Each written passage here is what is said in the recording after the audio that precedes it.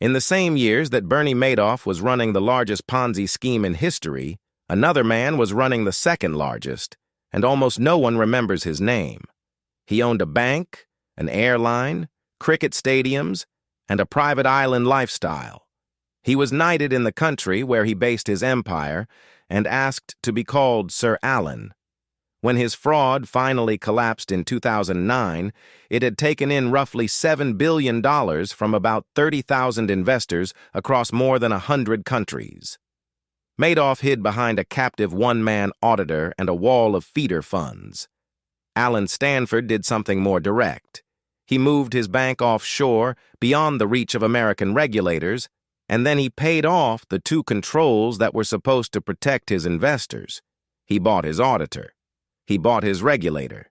This is what fraud looks like when the referees are on the payroll. Robert Allen Stanford was born in Mexia, Texas in 1950.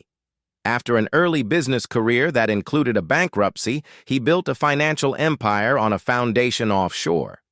The centerpiece was Stanford International Bank, based not in the United States but on the Caribbean island of Antigua. From there, Stanford sold a product that sounded simple and safe. It was a certificate of deposit, the same conservative savings instrument millions of people hold at ordinary banks. There was one difference, and it was the hook. Stanford's certificates promised interest rates well above what any normal bank paid year after year, in good markets and bad. To investors, it looked like a slightly exotic version of the safest product in finance. In reality, it was the oldest fraud in finance wearing a respectable suit. A certificate of deposit is supposed to be backed by safe, liquid investments. Stanford told his customers their money was spread across a diversified, professionally managed, easily sellable portfolio. It was not. Behind the marketing, much of the money went into illiquid real estate, private ventures, and loans to Stanford himself. The returns investors saw were not earned, they were paid. New deposits were used to pay the interest and redemptions owed to earlier depositors. That is the definition of a Ponzi scheme, and it has one fatal property. It can only survive as long as new money arrives faster than old money asks to leave. By 2008, Stanford International Bank owed its depositors more than $8 billion, and the real assets to back that promise were not there. Every safeguard that should have caught this depends on independence. A bank's books are supposed to be checked by an outside auditor who has no stake in the outcome. A bank is supposed to be supervised by a regulator who serves the public, not the owner. Stanford neutralized both. His auditor was not one of the large international firms. It was a small local Antiguan practice run by an accountant named C.A.S. Hewlett. That firm signed off on the bank's numbers year after year. Investigators later established that Stanford was funneling payments to his auditor from a secret slush fund. An outside auditor who is being paid on the side is not an auditor. He is an actor reading lines.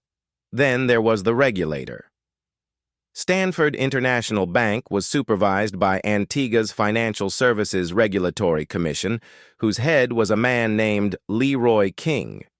King was supposed to be the public's watchdog over Stanford's bank. Instead, prosecutors showed Stanford bribed him, again through a foreign slush fund, and King in return fed Stanford confidential information and helped him deflect inquiries from the American Securities and Exchange Commission. The two controls meant to be independent of Stanford were in fact working for him. What eventually exposed Stanford was not the auditor or the regulator. It was the market.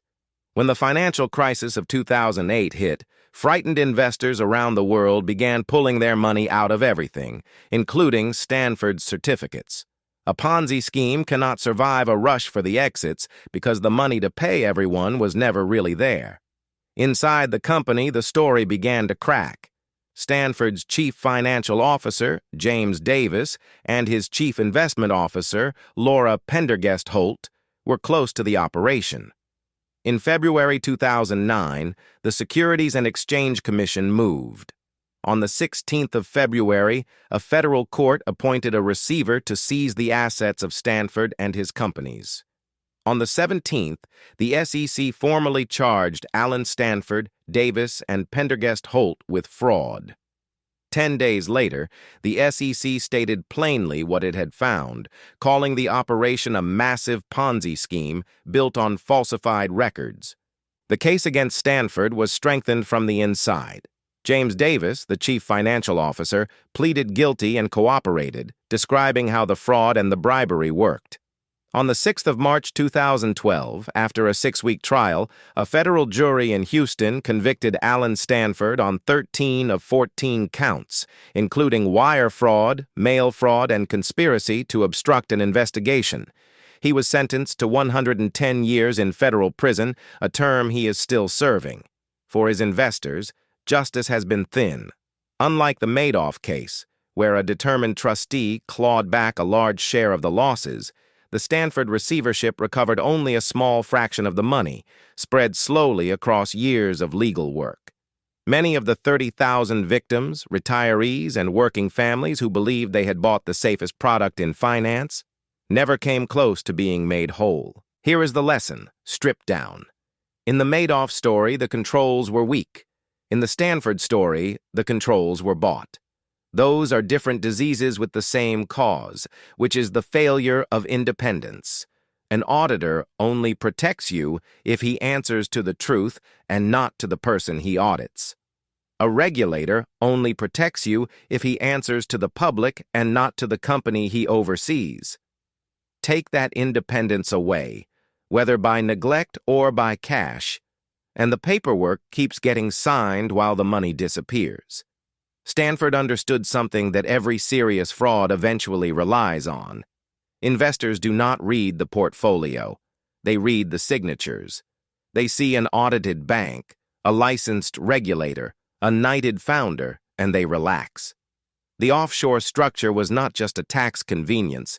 It was a choice of venue, a place where the controls were small enough and close enough to capture. The safeguard that failed here was not a rule that was missing. It was a rule that was owned, and a control that can be owned is not a control at all.